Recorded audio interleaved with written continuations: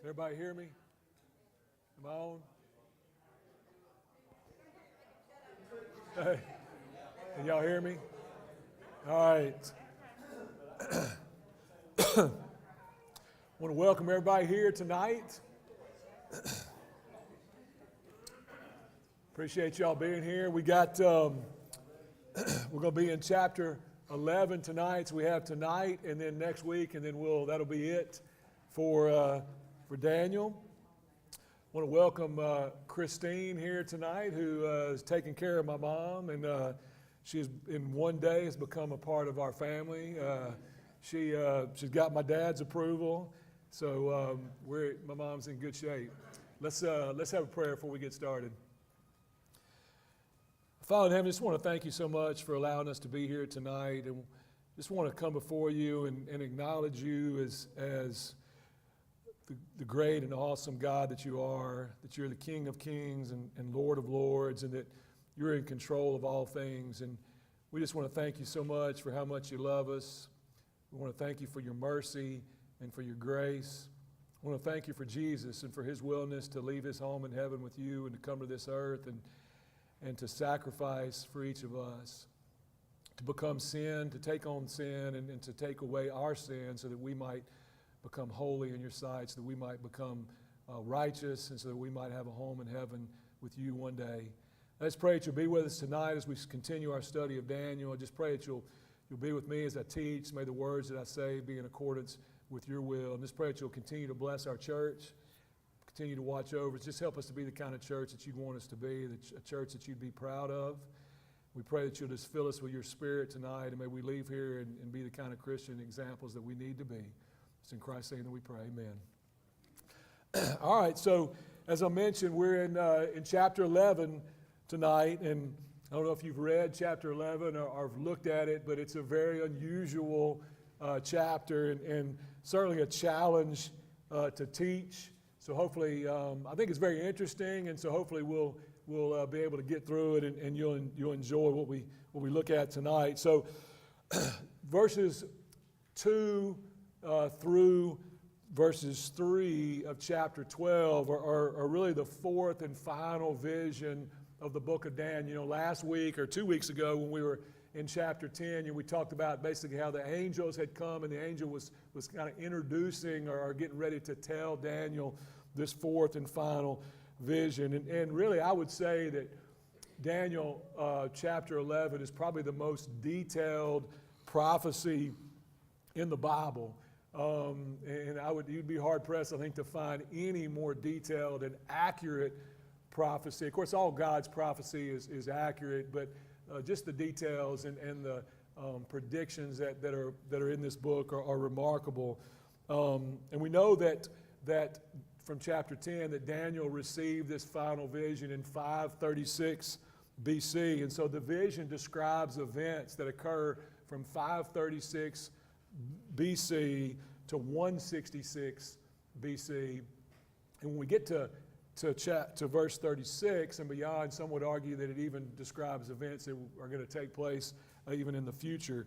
And again, it's unlike anything else that we've seen in our study of Daniel. It describes unnamed kings that we'll talk about in their actions that are, it's kind of like if you remember, trying to think of shows like Dynasty, Dallas, Peyton Place.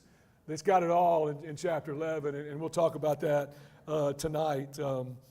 So there's generally very strong agreement among scholars about what the first 35 verses of chapter 11 mean, and we'll talk about how detailed and accurate they are. There's a little bit of controversy, or maybe not a little, a lot of controversy when we get to verse 36 and really through verse 12. And so because of that, I'm going to put off the controversial parts till next week. And we'll talk about that when we get there next week. So again, this vision covers the time from the Persian kings all the way up to Antiochus Epiphanes IV, who we've mentioned before in here, or at least through verse 35, that's what it covers. And again, we'll talk about the rest of it next week. So in verse 2, the angel begins this vision by saying that what I tell you is the truth. And again, he's going to give Daniel details of events that occur over 5 centuries after this vision. And again, as I mentioned, the accuracy of this prophecy is remarkable. And because of that, if you remember back in the introduction, I talked to you, there is a group of people who feel like because these visions are so accurate that there's no way it could have been written when it was written. It had to have been written after the fact because nobody could predict something, to this great a detail. And of course, we know that God can predict something to that great a detail. So, and again, we're going to go through it. I'm not going to read chapter 11 line by line and go through it. We don't have time to do that tonight. Hopefully you've read it already. And really what I'm going to give you is kind of a narrative summary of what's going on in each of these verses. If you've got the outline, it's pretty detailed. You can thank Stafford North for that and his commentary. I've added some things to it as well, but I think you can kind of follow along with that. I'm going to go in a little bit more detail than what's on that and sometimes skip around a little bit as well. So just a little bit of just to prepare you for what we're going to talk about. When you hear the name Ptolemy, Ptolemy, that stands for the king of the south. And the king of the south, the capital of the south was Alexandria in Egypt. And when you hear the name Seleucus or Antiochus, either of those two names, that stands for a king of the north, and their capital was in Antioch in Syria. I wish for the sake of a teacher that the names of these kings were different. If they all had different names, it would make it much, much easier. But you're going to see as we go through this, it can be very confusing because it's Ptolemy the first, the second, the third, the fourth, the fifth. And so, anyway, we'll talk more about that in a second. So, really the first section of this vision, I don't know what that is up there on the...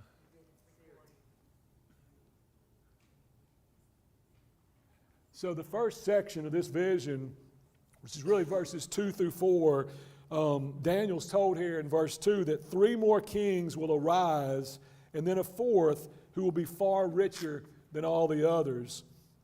And so really this verse is probably the only real controversial verse until we get to verse 36. And the reason for that is that there was more than 4 Persian kings. And so the question is, which 4 kings is this vision talking about here? Edward Myers said this. He says, God was not concerned with a detailed biographical summary of all the kings of the Persian Empire, but only the connections that affected the history of the Jews. Stafford North said this, that since Daniel was speaking in the days of Cyrus, that the next 3 Persian, or really the next 4 Persian kings are what this is referenced to. And those next 4 were Cambyses, who was the first one after Cyrus. Then there was a guy named Gaumata, Gaumata, I think it's up there. And he was actually an imposter because Cyrus's younger brother was a guy named Smerdis who was killed, and somehow Gaumata was able to pass himself off as Cyrus's younger brother in order to gain this kingship. And so because of this, they referred to him as Pseudo-Smerdis. And he was actually taken prisoner and executed by the 3rd Persian king, which was Darius I Hystaspes. He was also known as Darius the Great. And he was actually the one who helped the Jews in rebuilding, letting them go back and rebuild the temple. And we read about him in Ezra chapter 6. And he also attacked Greece, but when he did that, he was defeated at the Battle of Marathon in 490 BC. And so most people believe that the 4th king in this prophecy was Xerxes. He's also known as Ahasuerus in the book of Esther. And Xerxes is the king that we read about in the book of Esther. Verse 2 said he was far richer than all the others, and this would have been exactly what Xerxes was. He was very rich. His kingdom extended from India to Ethiopia. We know in the book of Esther that he threw a banquet that lasted 100 180 days. So he was a very powerful and rich king. He was also determined to conquer Greece, just as his father had been unable to do. And so because of this, he stirred, verse 2 says, he stirred up everyone against the kingdom of Greece. And he did this by assembling a large army, and he invaded Greece. And he actually won a lot of victories against Greece. But he suffered a major defeat, major naval defeat, when his larger ships were rammed by the smaller Greek ships. They were smaller and more maneuverable. They were able to sink all his ships. And so that battle was called the Battle of Salamis. And it's actually, you can go and read about it. There's some very accurate details about how the Greeks were able to defeat him. So when he lost at that battle, that's when he came back and he threw his big banquet and of course ultimately ended up being married to Esther after the beauty contest that he held. And so because of this, Xerxes actually set off a chain of events that included years and years of conflict between the Persians and the Greeks, and it ultimately led to the downfall of the Persians. So verse 3 actually skips from Xerxes in verse 2 to the reign of Alexander the Great, skipping about 150 years and skips 8 Persian kings. So the mighty king that will arise and who will rule with great power and do as he pleases, no doubt a reference to Alexander the Great. It says in verse 4 that his empire, though, will be broken up and parceled out towards the 4 winds of heaven. It will not go to his descendants. And so again, this is a reference to Alexander the Great. He exercised great power, but after his death, which we've talked about this before, he didn't last very long. He died at the age of 33, and his kingdom was divided amongst his 4 generals and not to his children. So the entire reign of Alexander lasted only about 13 years. And so it didn't pass to his descendants after he died, because his half-brother was a guy named Philip III, and he was killed or murdered, and his son Alexander IV was also murdered. He even had an illegitimate son named Heracles of Macedon who was murdered as well. So because of that, his power passed on to his 4 powerful generals, or 4 leading generals, and that's what this reference here to the 4 winds of heaven means. And I think I've mentioned this to you before. Those 4 generals that became these leaders were called the Diadochi, the Diadochi. So the second section of this vision, about verse 5 to verse 9, and it talks all about the Seleucids and the Ptolemies. So at this point, beginning in verse 5, the angel tells Daniel about this relationship between 2 of the 4 generals, and then goes on to talk about their successors. So he called one of them the king of the south, and the other one the king of the north. And so the reason why these names are given to these kings is because if you were standing in the land of the Jews in Palestine, then Seleucus I of Syria and those that were in his lineage would be to the north of Palestine, and Ptolemy I of Egypt and his lineage would be to the south. So thus they were called the kings of the north and the kings of the south. And in verses 5 through 34, the vision details to Daniel how the kings of the north and the kings of the south would deal with each other. And often those movements or battles or conflicts between them would take them right through the land of the Jews, right? So through Palestine and Israel. So verse 5 introduces us to Ptolemy I of Egypt, who was the king of the south, and also a prince or one of his commanders who was Seleucus I. So Ptolemy I was one of Alexander's leading generals, and so he ruled Egypt from 323 to 285 BC. Seleucus I was also one of Alexander's generals, and he actually obtained control of Babylon in 320 BC.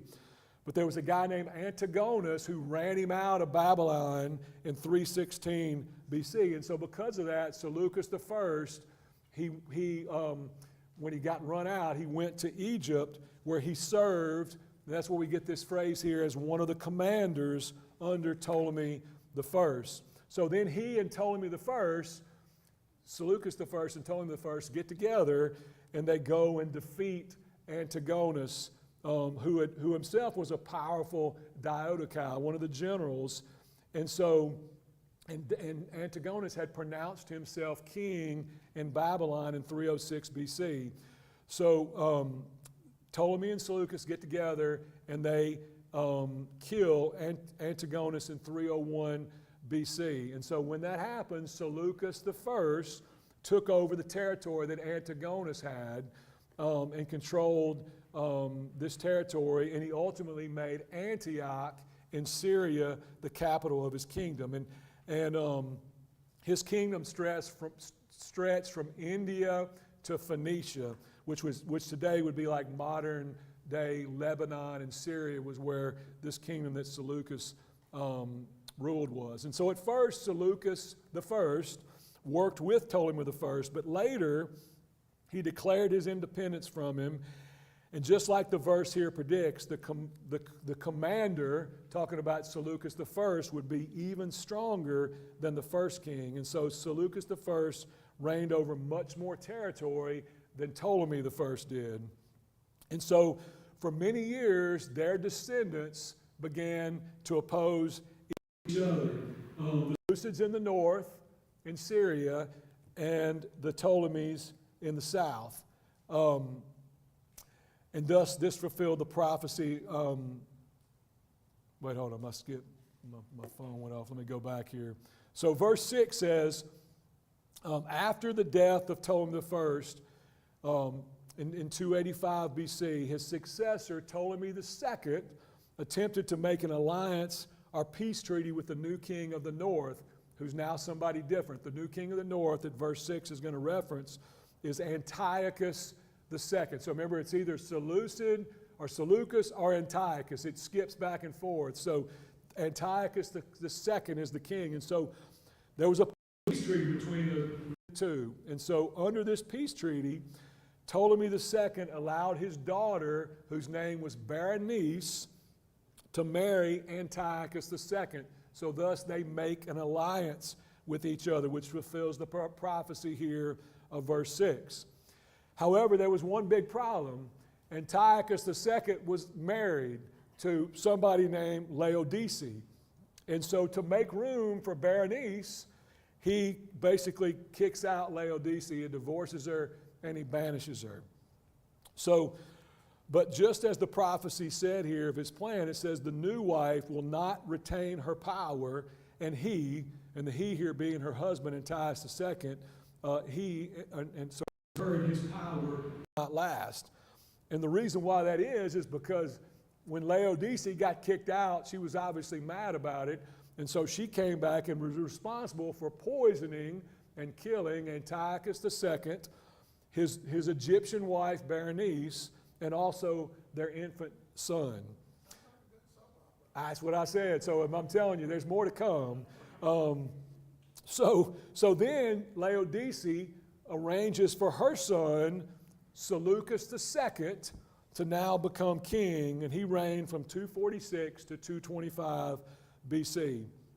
So verse 7, if you look at that, speaking of the murdered wife Berenice, it says, one from her family line will arise to take her place. And so this was the new king of Egypt. And so now this person's name is Ptolemy III, who was Berenice's brother. So one from her line would become the king. And verse 7 goes on to say that he will attack the forces of the king of the north, and be victorious. So the king of the north is Seleucus II, right? Laodice's son. And so Ptolemy III attacks him and is victorious.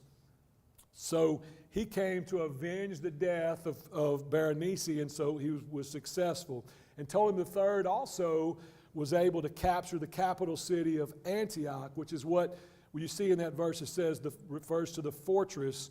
That's what it's talking about, Antioch. And he kills Laodice as well. So then Ptolemy III brings back to Egypt 4,000 talents of gold, 40,000 talents of silver, and 2,500 idols and sacred vessels of silver and gold. So that fulfills the prophecy of verse 6. And then he goes on and he signs a peace treaty with Seleucus II that lasted 10 years. And then verse 8 says, leaving the king of the north alone. So that's what the peace treaty means here, that because of that treaty he leaves the king of the north alone. And in verse 9, Seleucus II attacks the south and recovers his land, but he did not take Egypt. All right. Questions? Please no.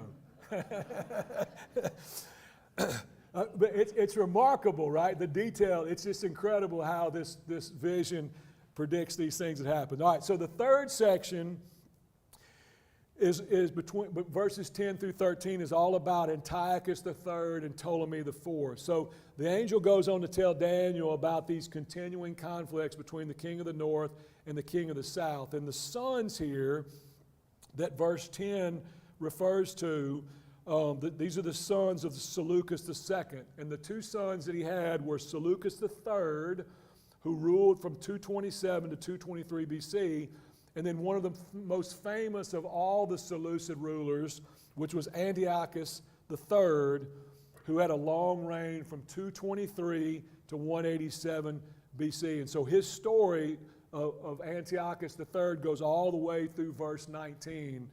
He's the king of the north all the way through verse 19. So the last part of verse 10 is a reference to Antiochus III, who assembles a great army which will sweep on like an irresistible flood to attack Egypt, which was now ruled by Ptolemy IV. And so in this instant here where it says his fortress, that's likely a reference to Egypt. So in verse 11, Ptolemy IV, who was the king of the south, responded and eventually defeats Antiochus III, who's the king of the north, at the Battle of Raphia in 217 BC. Verse 11 talks about how Antiochus III had raised a large army but was defeated ultimately at Raphia. Verse 12, Ptolemy IV slaughtered many thousands of the army of Antiochus III at the Battle of Raphia, and as a result, the king of the south, Ptolemy IV, returned to Egypt full of pride. So he slaughters the king of the north and he goes back home, as you can imagine, full of himself. So in verse 13, 15 years later, Antiochus III musters another army larger than the first, and he launches an attack on Egypt, which was now ruled by Ptolemy V. So the fourth has died, the fifth takes over, and he was actually only 6 years old when he becomes king. So the fourth section of this prophecy is really from about verse 14 to verse 19, and it talks about how the Seleucids seized control of Palestine. So how did they get there? So verse 14 says, some of the Jews who were referred to here as the violent men among your own people, they joined the revolt against Ptolemy V along with Antiochus III. So they do this by aligning themselves with the Syrians, who are led here by Antiochus III. Now, the first time Antiochus III attacks Ptolemy V, it doesn't go too well. And so that's why it says here in verse 13 that it was without success, because Scopas, who was the Ptolemaic general, and so remember, Ptolemy V is very young, so he relies on his generals. So Scopas, the Ptolemaic general, beats Antiochus III back.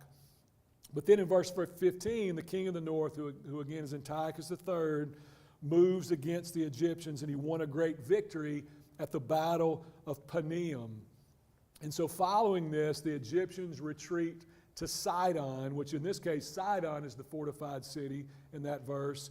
And this led to the surrender of the Egyptian forces in 198 BC.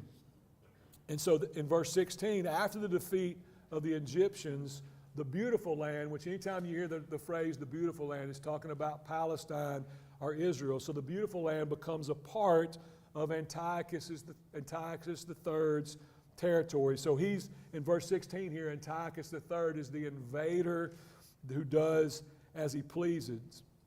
The Seleucids had actually briefly held Palestine in the past, but at this point, Palestine becomes the permanent possession of the Syrians or the Seleucids. And so this basically sets the stage for the persecution that's going to happen later on by Antiochus IV years later.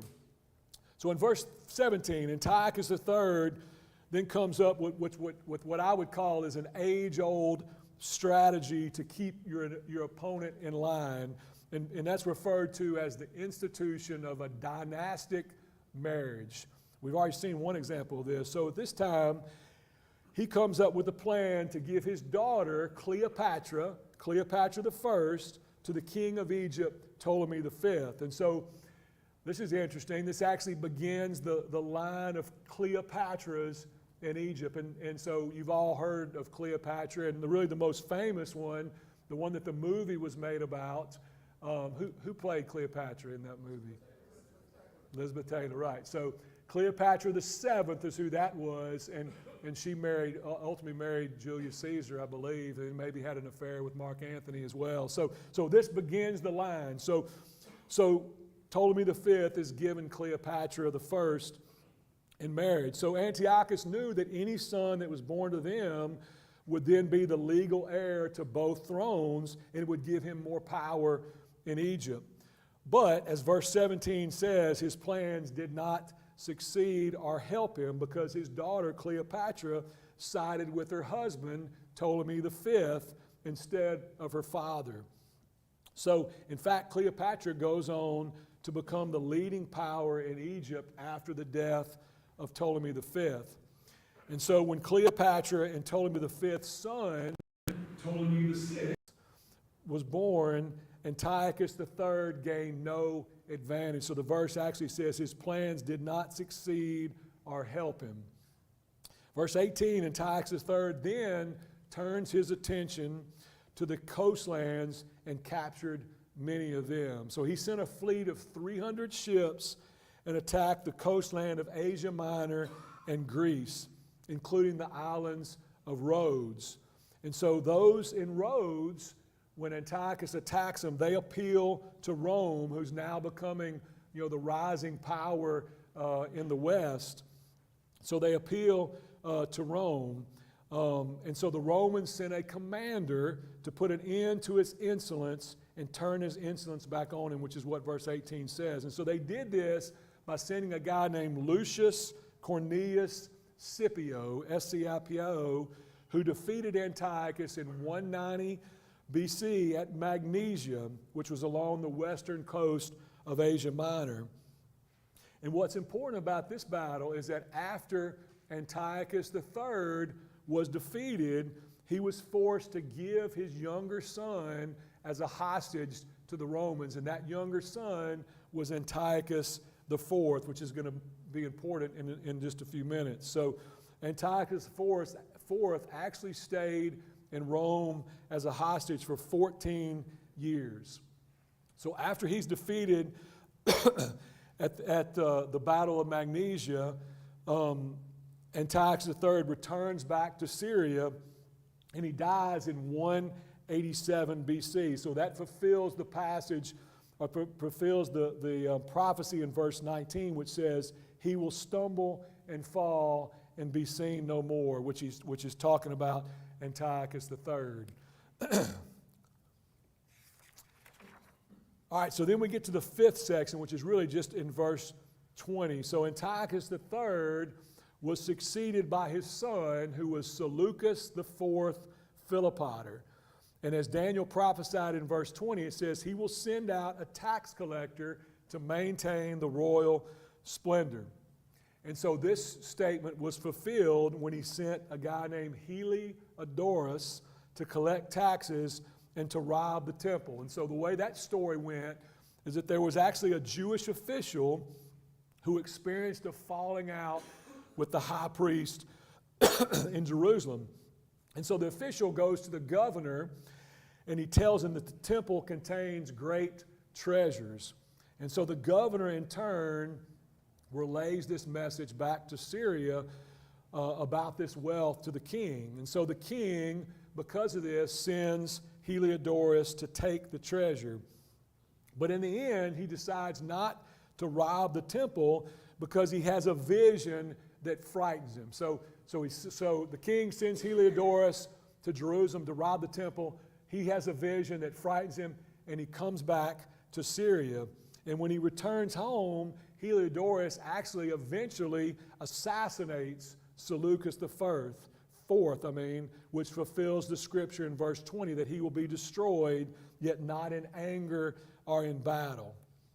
So then that brings us to the 6th section of this chapter, which goes on from verse 21 to 35, which is all about Antiochus IV Epiphanes. So when we get to verse 21, this angel reveals to Daniel what's going to happen in Israel when a contemptible person, some versions say a despicable person, will arise. And so the actions of this person, who is Antiochus IV, are prophesied through at least verse 34, and some, as we'll talk about next week, say that even through verse 39 it's talking about Antiochus. Let me take a sip of water here.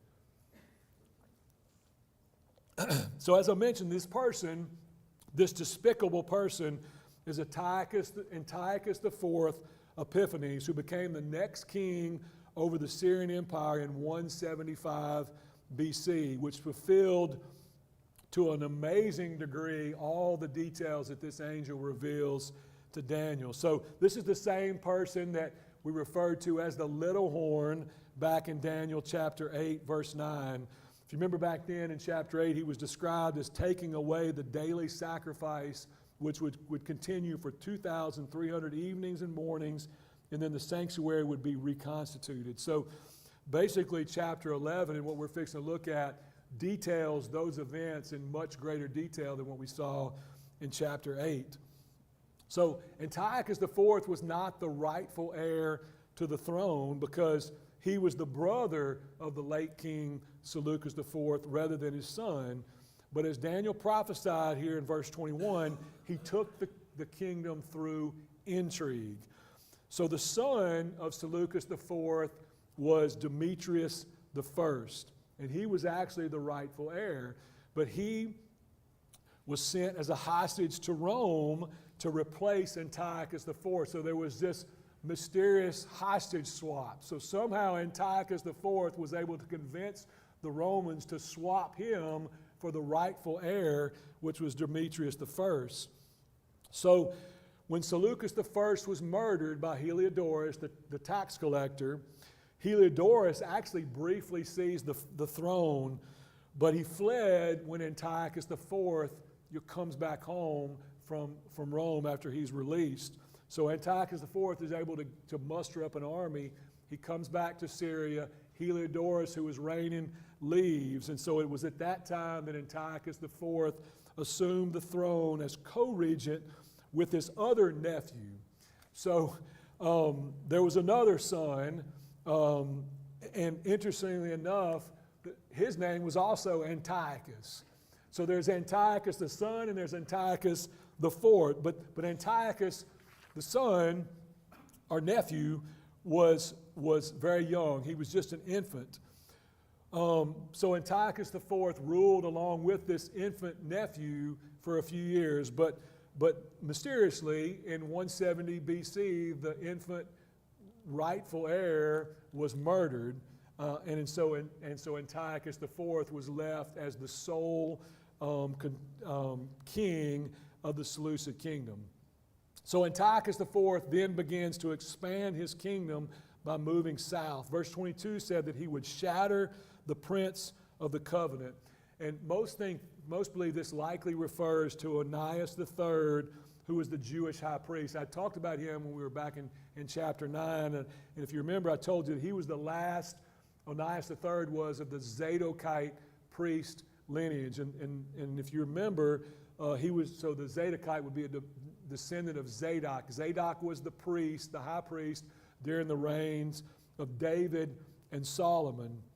And so as I mentioned that back in chapter 19, we talked about how there may be two anointed ones. I said that the second anointed one, at least according to the Greek view of that vision, was Onias III, the high priest. So Onias III was a righteous man who opposed the Hellenization of the Jews. And so that's what the Syrians or the Greeks wanted to do more than anything, was Hellenize the Jewish people. And Onias opposed that. And so because of that, Antiochus IV had him replaced by his brother, who went by the Greek name Jason, in exchange for a large bribe. So Jason, who's obviously in the line or legitimate line of the priesthood, he gets rid of his Jewish name and takes on this Greek name of Jason, and obviously pays Antiochus IV a large bribe in order to become the priest. So he swore allegiance to Antiochus IV, bringing the Jews under the influence of the Seleucid king. But later, Jason was replaced by a person named Menelaus, who was actually a Benjaminite and had no, obviously the tribe of Benjamin shouldn't be high priest. It's only the tribe of Levi. So Menelaus offers a much larger bribe, apparently, than Jason even did. And so as a result, Antiochus, he didn't care what lineage you came from. He just liked the money. And so he made Menelaus the high priest. And it was Menelaus who had Onias III, the legitimate high priest, put to death. And so most people think that Antiochus was behind that, however.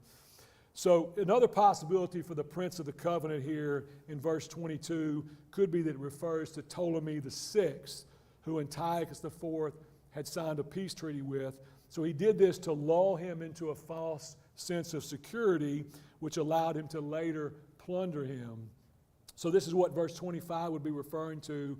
Antiochus IV moved on to Egypt and took authority away from Ptolemy VI, and thus he achieved what his fathers nor his forefathers were able to do, which is take control of Egypt.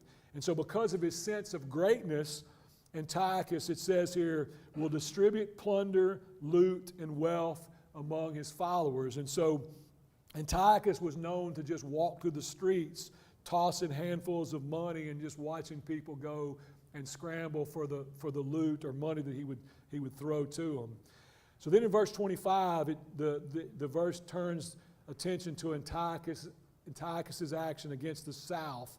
Although it was really the south, the Egyptians, that were the aggressors at first. So the political situation in the south was this. So after the death of Cleopatra, who actually had briefly ruled Egypt after the death of Ptolemy V. So after Cleopatra dies, her young son, Ptolemy VI, took over the throne. And so because of his young age, he had a couple of advisors, Eullus and Linnaeus, who were really the real powers in Egypt. They were his generals, and they because he was so young, they maintained control. So verse 26 says, those who eat from the king's provision, and that likely refers to the advisors of Ptolemy VI, which were Eullus and Linnaeus. And so these men encouraged Ptolemy VI to try and regain southern Syria and Palestine, which stirred up Antiochus IV's wrath. So it made him mad. And so when things went bad, these two guys also encouraged Ptolemy VI to retreat and flee. And so because of that, Antiochus was actually able to capture Ptolemy VI and gain much control of Egypt. So then we get to the seventh section of this vision. So after he defeated Egypt, Antiochus IV Epiphanes negotiates a treaty with Ptolemy VI. And that's why verse 27 says that the two kings, with their hearts bent on evil, will sit at the same table and lie to each other. So really Antiochus's intention here was to reestablish Ptolemy VI on the throne as a puppet king that was under his control. And so as this verse suggests, they sat down at the same table and they made a treaty with each other. But they obviously weren't meaning anything that they were saying in the treaty because they were speaking lies to each other. So their efforts didn't succeed. And verse 28 says, Antiochus IV returned to his own country with great wealth. Verse 28, the second part says, but his heart was set against the Holy Covenant. He will take action against it and then return to his own country. So as Antiochus IV returned to Syria through the land of the Jews, he actually entered the temple and he took with him many of the sacred vessels.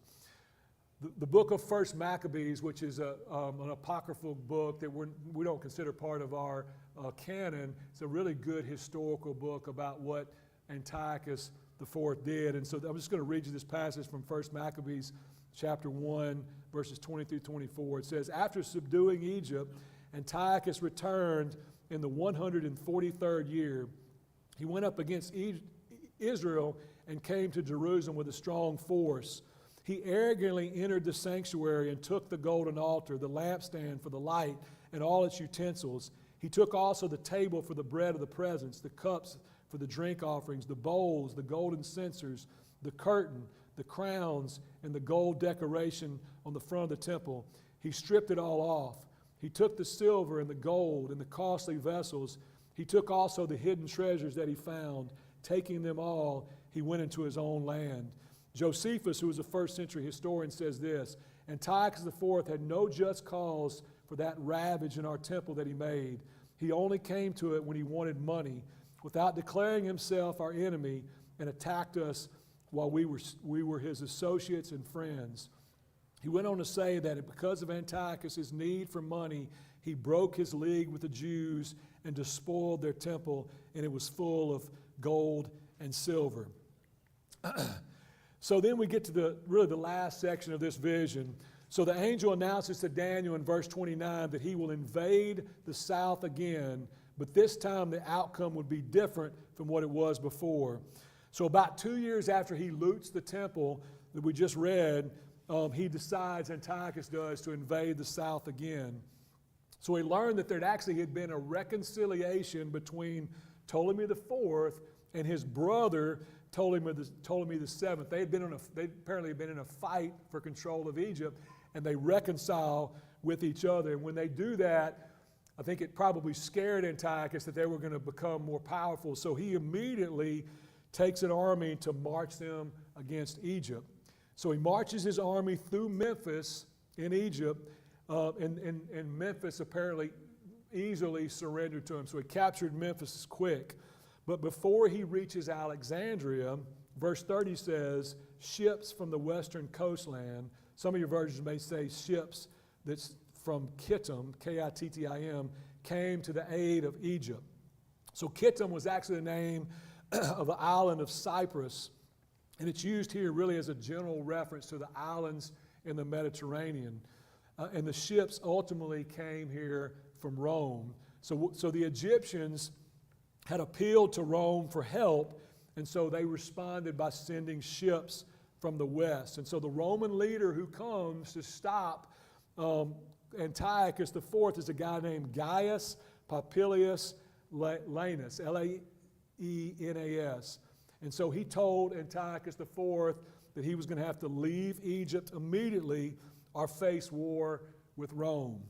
And so the story goes that Antiochus IV asked him if he could have some time to consult about whether or not he really wants to leave. And so, as you can see on this picture, Gaius draws a circle around Antiochus, and he tells him that he needs to have his answer before he steps out of the circle. So obviously Antiochus here was left with no choice. He had to basically leave. So verse 30 says that he will lose heart, or he was disheartened. So he leaves Egypt in humiliation.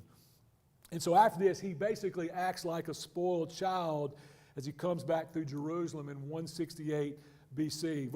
The second part of verse 30 says, Then he will turn back and vent his fury against the Holy Covenant. So in the meantime, Jason, if you remember, he was the second, or the priest after Onias.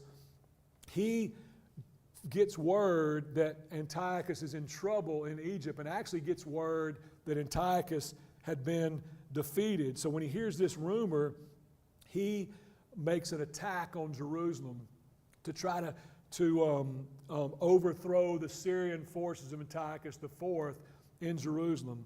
So when Antiochus hears this, he feels like Judea is in revolt against him. So he decides to get rid of the Jewish religion altogether. And so he took the city back. He had enslaved or killed 80,000 people, and he robbed and he desecrated the temple. And this occurred in 168 BC. Later on, he sends an army of 20,000 people to Jerusalem, and he kills all the grown men, or as many as he could, and he sold the women and boys as slaves. And the history tells us that he actually waited until the Sabbath day to attack the Jews when he knew that they would not fight him back.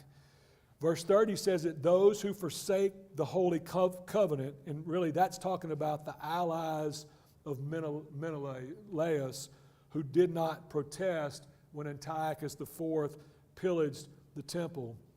And Antiochus, so those Jews that did this, Antiochus actually showed favor to them.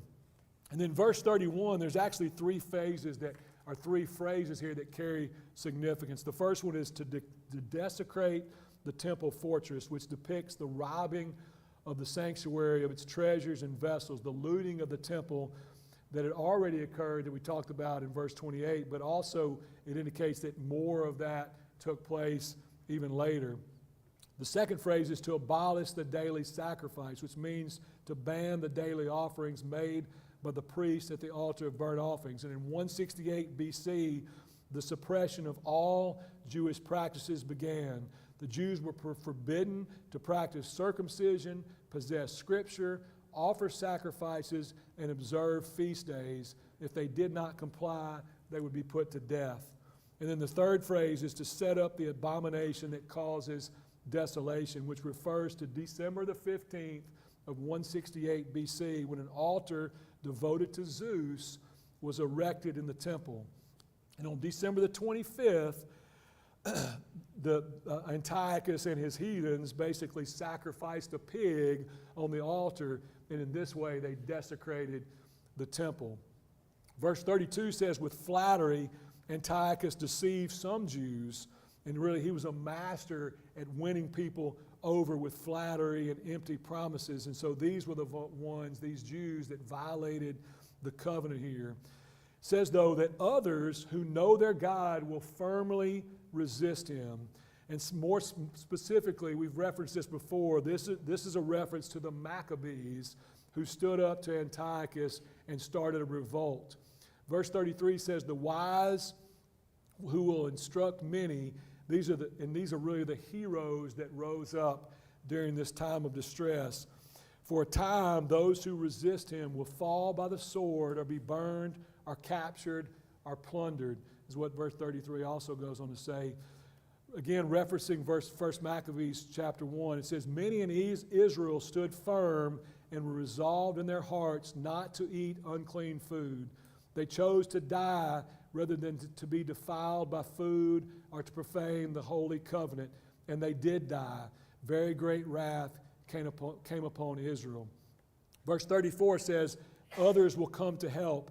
The New English translation here says, when they stumble, they will be granted some help. And these words basically tell of the beginning of the rebellion which led to the Maccabees. And so the Maccabean leaders went through the countryside preaching a message of repentance and return to the law of Moses. And so this is likely what verse 33 means when it says, those who are wise will instruct many, which refers to the Maccabean leaders. And then it also goes on to say, many who are not sincere will join them. So there are a lot of people, Jewish people, who, when they realized that the Maccabean revolt looked like it was going to be successful, a lot of people who maybe weren't sincerely following the Maccabeans or the Jewish practices joined them because they thought they were going to go ahead and win. So verse 35 here seems to mean that the purpose of the Jews' suffering was to refine, purify, and make them spotless until the end, until the time of the end. So just like we talked about in chapter 8, this phrase, the end times or time of the end, needs to be interpreted here within context. And here it likely refers, I believe, to the end of Antiochus's persecution, and not the end of time. And so that end would have marked the time when the rededication of the temple occurred by Judas Maccabeus in 165 BC. And we actually know that Antiochus went on to die in 164 BC. So I think I'll stop there. I was going to talk a little bit about some practical lessons from this chapter. I apologize about all the detail and history, but I really didn't know any other way to teach it other than just to go through it. But I think when you go, I'm sure if you've read this chapter before, you're just like, what in the world are they talking about? And so now I think it gives you a little bit of history behind how remarkable this prophecy was. All right, any questions? All right, perfect. Thank you all for being here. Appreciate it. Next, last lesson.